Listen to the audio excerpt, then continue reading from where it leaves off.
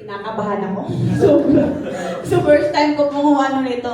So amen, anak naman tayo ni Diyos. So anak naman tayo ng Panginoon. So i-welcome ko po lahat ng mga kapatid na nandito. Sabi nga po sa Matthew 6 verse 33 mga kapatid, seek first the kingdom of God and His righteousness, and all these things I'll be added to you. So mga kapatid, unahin po natin yung Panginoon mga kapatid, kasi siya po yung nagbigay ng buhay sa atin. Amen. May ano pala tayo? May visitor po. Amen po. Welcome po natin si Ate Nina po.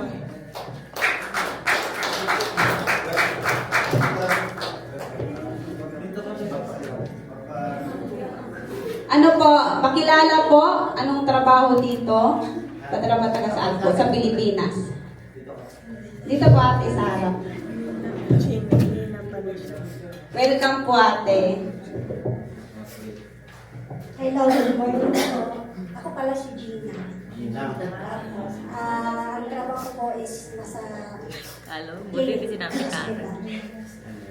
Bago lang po nahihiya. Taga saan ate? Taga Cebu. Bisaya. Bisaya.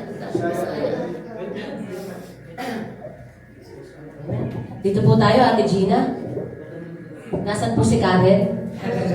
Blessed morning, Ate Gina. Welcome to the family of God. This is the Lord of the Harvest Church. At nandito po kayo sa Lord of the Harvest Mart. We have 3 satellites. One from Matthew. The next one is Luke and one here sa Mark po. So, ang ating pong pangalan ay kinuha po natin sa Bible. So, pray ye therefore that the Lord will send harvester. Sabi nga po doon ay marami ang tinawag, ngunit kukunti ang tumugon. Ay marami ang aanihin, ngunit kukunti ang aani. So, may mission and vision po ang ating iglesia. Ang mission po natin is to spread the good news of salvation dito po sa Saudi Arabia, sa bansang Pilipinas, and eventually sa buong mundo po. And our mission is to train leaders. So, kayo po ay dinala dito ng Panginoon for the purpose of using you for His glory alone. So, nawa po ay hindi ito ang una at huli na makakasama ka namin. Kontakin nyo lang po si Kuya Bernard at kayo po ay welcome dito and sama-sama po tayo na maglingkod sa ating Diyos na buhay. Again, Ate Gina, welcome to the family of God. Diyan lang po kayo, awitan namin kayo. Amen. Good morning